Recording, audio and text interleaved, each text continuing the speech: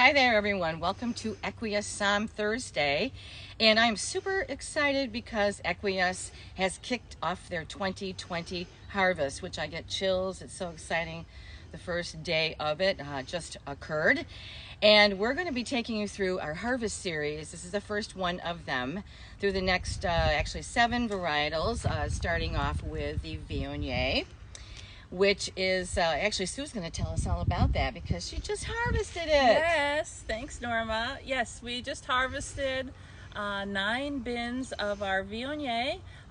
Absolutely gorgeous fruit, great sweet qualities to the fruit, and we actually have a little juice here. Oh, so yum. This was just pressed yesterday. Yum. You want to give it a try? Oh, of course. Oh, yeah. So nice and sweet. And this juice is now resting in a stainless steel tank after being hand-picked and whole cluster pressed yesterday.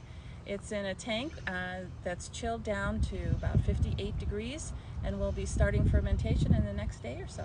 Oh, that's so exciting. I love it. What was your, how did you decide to pick the Viognier? So we look at something that's called sugar bricks. So it's the sugar level of the wine. And this one was at 23 bricks, but also we're looking for ripeness. So we walk the vineyard and we taste the grapes, like right here. We just pick grape. Oh. Yeah, you want to taste it? Oh, I'd love to.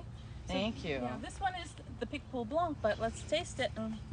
This is Picpoul Blanc. Oh, what's that fuzzy stuff on the outside? Oh, it's just part of the grape. Yeah. Is that the yeast? Yeah, the yeast cool. and all kinds of things. So tiny. Yeah. So this grape, you've got a nice acidity to it. With the Viognier, they were a little sweeter, and you can tell that the seeds are brown and crunchy, and that means that we're getting super close to harvest. Oh gosh.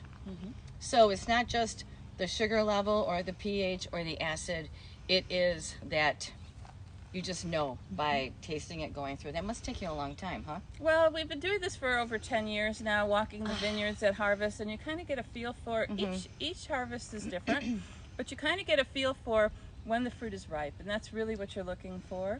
The bricks levels kind of gives us an indication of when to watch for that. And so we made the decision to go ahead and pick it. We've got some really hot temperatures coming ahead this week, and thought it would be good to pick it before these 100-degree temperatures that we've got coming up. But we're super happy with it. Harvest is down about, we found, 25% from last year. But the grapes, the berry size is a little smaller, and that's just a good indication of the quality.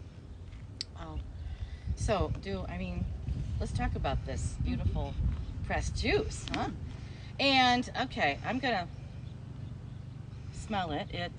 Well, you know, Viognier, what I love about the way Sue attends to her vineyard is her artistic expression to keep the varietal as the varietal. I know a lot of wines that I've tasted over the years and evaluated, I'm like, what is this? Yeah, I can't tell.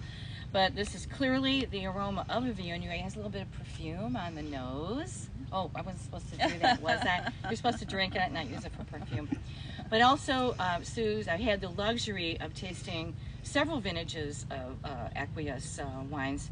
And what I've found to be fascinating and mind-blowing is the distinction from one vintage to another, and how you've kept the artistry of that varietal expression and also the expression of the vintage. So this is, what I'm smelling in this is perfume, a little bit of that super beautiful, a little bit of tropical, a little citrus. Yeah, I find that it's almost a little more tropical this year than the peachy apricotness that we get on a typical basis. So, you know, every year brings something a little different, and my goal is to take what we find in the vineyard and translate it as best I can into a wine. Well, in my opinion, you've been hitting that goal dead on. Great. Good Wonderful. for you. Okay, Thanks, so what do you think this will be like after complete fermentation?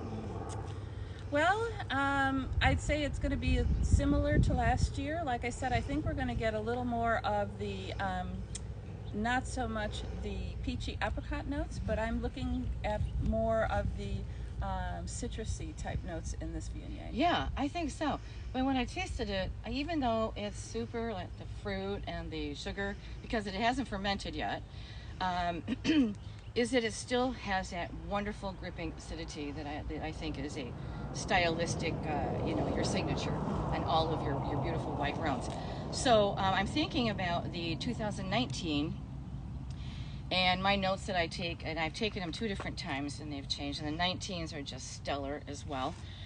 More of the almost like tangerine, like a clementine on the nose, fresh May flowers. You know how a citrus tree blooms, any citrus tree really, in the floral aspect of it, of the 19. And then when I tasted it, it had a little hint of just a little bit of white pepper. But again, here's the secret of Sue's elegant wines, is hints. It's not just something smacking you in the face. And then of course that, what I call that river stone minerality and acidity that kind of finishes it off. Now, those were my notes on the 19. So I don't know if this is going to be. We'll have to see. We'll have to see. And our customers are going to have to try it. I know it. Yes, they definitely have to. Okay, well, thank you so much for joining us. And that wraps up our Viognier discussion. But Sue has to get back to work in the winery.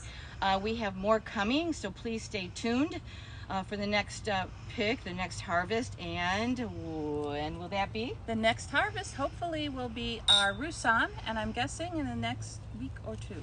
We'll let you know. Roussanne, great. Okay, we'll see you then. Thanks a lot. Cheers.